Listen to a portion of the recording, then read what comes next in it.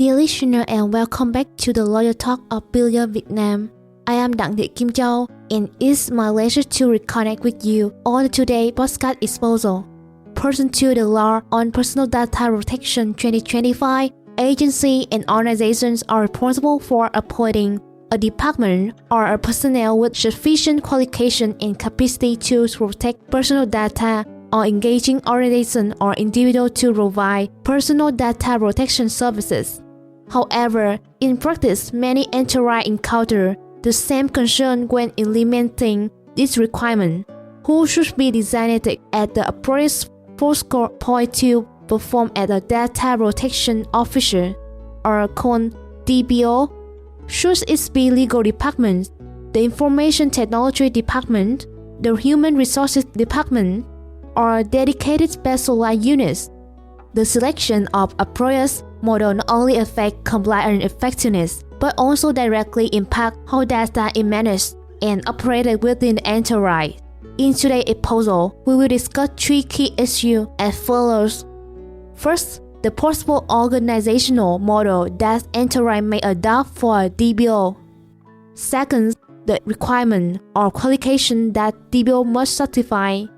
And the third, how the scope of work of such functions should be defined to ensure legal compliance and practical alignment with the enterprise operational activity. The first organizational model for establishing a DPO within enterprises. When implementing the Law on Personal Data Protection 2025, enterprises are required to establish a DPO responsible for personal data protection. This constitutes a core component of the DPO, enabling the enterprise to monitor, coordinate, and ensure the data flow are processed in compliance with the applicable legal requirements.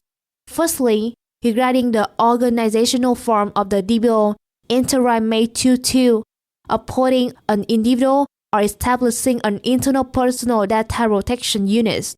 Such individual or units will be responsible for coordinating, supervising, or working with the relevant departments to ensure that the personal data is processed in compliance with the applicable legal requirements, or engaging an external organization or individual to provide DPO services.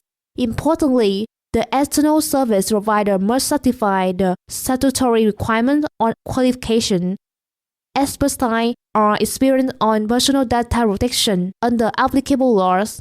When making such selection, enterprises should take into account their scale of operation, volume of personal data, and operational scores in order to balance legal compliance with the business efficiency. Secondly, regarding the organization structure model for the enterprise DPO, when organizing internally, enterprise may apply following three common models. First, centralized model. A dedicated personal protection unit is responsible for coordinating police and overseeing personal data protection activity across the enterprise. This model is suitable for the large enterprises, or those processing complex or high-volume data flows. And second, decentralized model. Each department has its own designated personal data protection personnel responsible for managing data protection risks within that specific department. This model enables close alignment with operational activity. However, a coordination mechanism is required to ensure consistent application of policies across the enterprise. And third, high-risk model. A combination of a central personal data protection units and designated personal data protection personnel within the various departments, such legal, sales, technical, etc. This model ensures the centralized government while maintaining close supervision of individual data processing activity. Regardless of the model selected, enterprises must design at least one DPO to act as a primary point of contact with the Personal Data Protection Authority. This ensures that all personal data-related activity within the enterprise are properly nominated, guarded, and communicated with the competent state authority in an official and effective manner. The second is requirement for a DPO.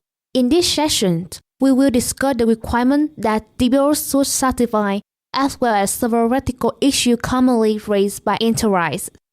When many enterprises begin the implementation, the first question is often, what qualification and experience should a DPO have to ensure both legal compliance and effective operation? Pursuant to Decree 356, personal data protection personnel must possess at least a college level of qualification or higher.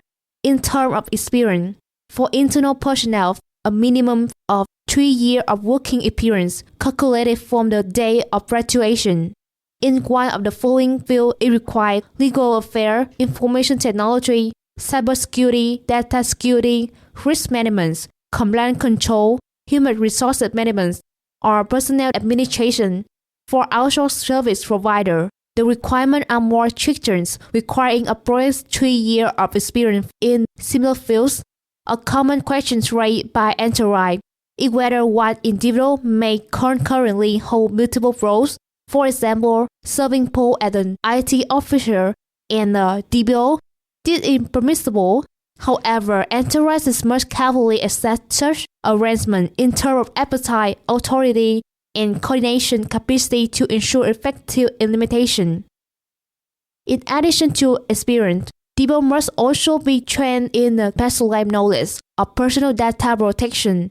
This includes the ability to develop policy, procedure, and templates, implement data subject right, prepare data protection impact assessment documentation, and establish incident response plans. With regard to training and certification, Vietnamese Personal Data Protection Authority do not currently recognize any official professional certification or licensing scheme for a DPO. This means that enterprises are not required to purchase external training programs or rely on international certification. However, depending on business needs, enterprise may engage third-party service provider or even proactively organize internal training for their own DPO. In such cases, enterprise should ensure that the training processes and assessment are properly documented so that competent authority can verify that the enterprise has fulfilled its obligation to train DPO in accordance with the legal requirements. Finally, enterprises are responsible for assessing and selecting DPO, issuing formal appointment decisions, and maintaining compliant documentation. In the case of outsourcing, the service provider must have at least 3 personnel who meet the required qualification and experience standards. Accordingly, when selecting DPOs, enterprise should not only consider qualification and experience, but also organizational positioning, authority, and coordination capability. These factors are decisive in determining whether the DPO operates effectively in practice, rather than existing merely as a formal designation.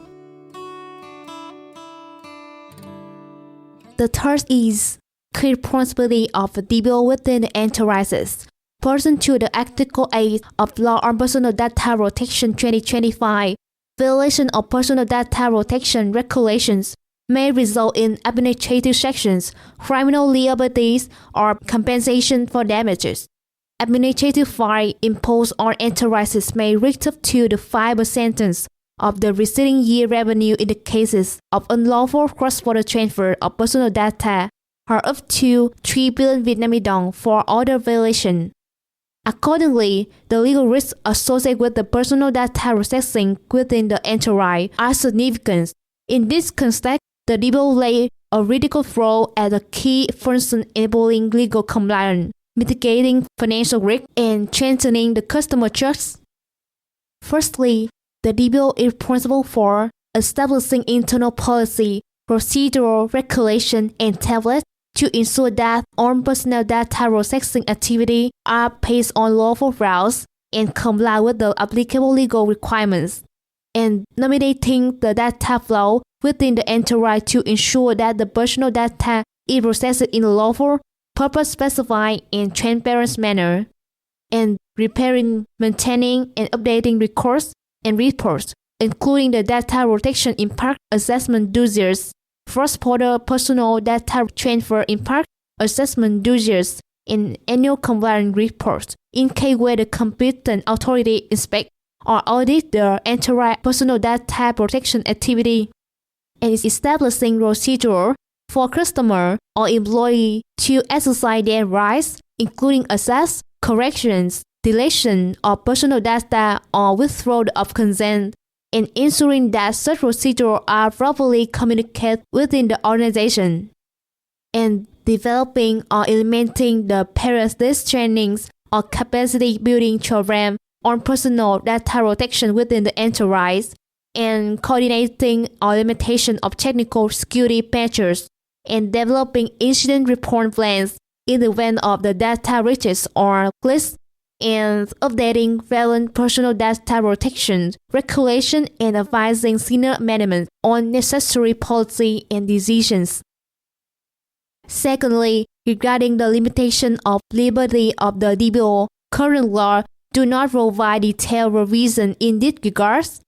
Accordingly, enterprise may defining the scope of work and authority in appointment decisions or service contract, ensuring that DPO clearly understand their responsibility, and establishing liabilities exemption mechanism for non-intentional errors or breaches not amounting to serious misconduct, and providing sufficient resources and working conditions to enable DPO to perform their duty effectively and minimize risk arising from the external factor. Thus, DPO bears significant responsibility, serving both as the function in charge of managing or monitoring data flow and as the primary legal liaison with the competent regulatory authority. Enterprises should clearly define their authority scope work and supporting mechanisms to ensure that the responsibilities are effectively carried out, thereby mitigating legal risk and safeguarding business operations.